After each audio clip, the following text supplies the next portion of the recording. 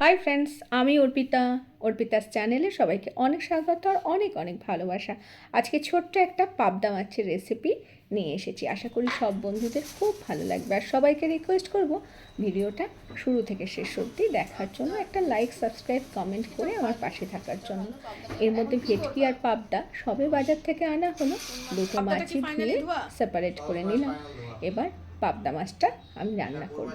আজকে এই ছোট্ট রেসিপিটা, খুব সুন্দর সুস্বাদু রেসিপিটা আজকে আপনাদের সাথে শেয়ার করছি। আশা করছি সবার ভীষণ ভালো লাগবে। আর সত্যি বন্ধুরা, রেসিপিটা কিন্তু খুব সুস্বাদু হয়েছিল।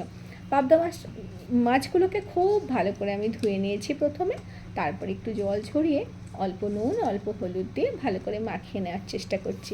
মাছগুলো তো খুব স্লিপারি আর খেতেও কিন্তু খুব মজাদার, একটু তেলা ব্যাপার, খুব ভালো লাগবে খেতে। আর আজকে করছি আমি ননস্টিকের তাওয়াতে রান্না করছি, কড়াইতে করব না, কারণ মাছ রয়েছে 8 পিস আর আমার তাওয়াতে হয়ে যাবে। কড়াতেও আপনারা চাইলে করতে পারেন। ভালো করে তেলটা গরম হয়ে গেল, এবার মাছগুলোকে ভেজে নেব। দেখলাম তাওয়াতে করি, তাতে দেখি কেমন হয়, একটু নতুনত্ব। আর নতুনত্ব কিছু ট্রাই করতে তো ভালোই লাগে, তাই না? 8 পিস মাছ দুবারে ভাজবো। পাবদা মাছ কিন্তু খুব সাংঘাতিকভাবে ডিপ ফ্রাই করবো না, হালকা হালকা দুপিট উল্টে পাল্টে ভেজে নেব। আর একটু একটু ছেটায়, তার জন্য একটু তেলের মধ্যে হলুদ দিয়ে দিলে আর ছেটাবে না। হয়ে গেল মাছটা ভাজা। দুটো মাছই হালকা, মানে দুবারই মাছগুলোকে হালকা করে ভেজে নিলাম।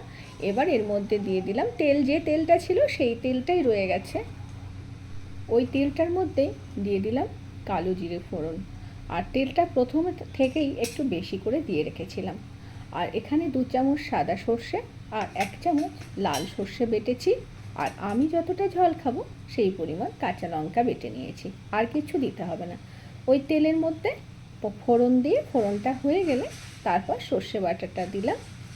দেওয়ার সঙ্গে সঙ্গে মশলা ধুয়ে জলও দিয়ে দিলাম, কারণ সর্ষে বাটা দিয়ে কষার কোনো প্রয়োজন নেই। এবার ঝোলটা একটু ফুটে গেল, তারপরে আমি মাছগুলোকে দিয়ে দিচ্ছি। আর দেখতে পাচ্ছেন তো মাছগুলোকে কেমন হালকা করে ভেজে নিয়েছি। এগুলো কিন্তু খুব ডিপ ফ্রাই হবে না। এইভাবে আমি আরও 20 মিনিট এটাকে রান্না করব। গ্যাসটা কিন্তু এখন আমার মানে মিডিল আছে করা আছে। 20 মিনিট এটাকে রান্না করব। 10 মিনিট এইভাবে থাকবে, বাকি 10 মিনিট এটাকে উল্টে দেব। তারপর আমার মাছ রান্নাটা সম্পূর্ণভাবে সেদ্ধ হবে আর হয়েও যাবে।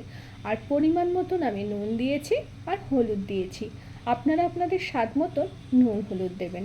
খুব সুস্বাদু একটা রেসিপি, আর ঝোলটা শুকিয়ে যাবে, দারুণ টেস্ট হবে। বন্ধুরা, আমার আজকে পাবদা মাছের রেসিপি পুরো ডান।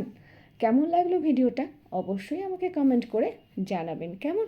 আর এতক্ষণ সঙ্গে থাকার জন্য সবাইকে অনেক ভালোবাসা। টাটা।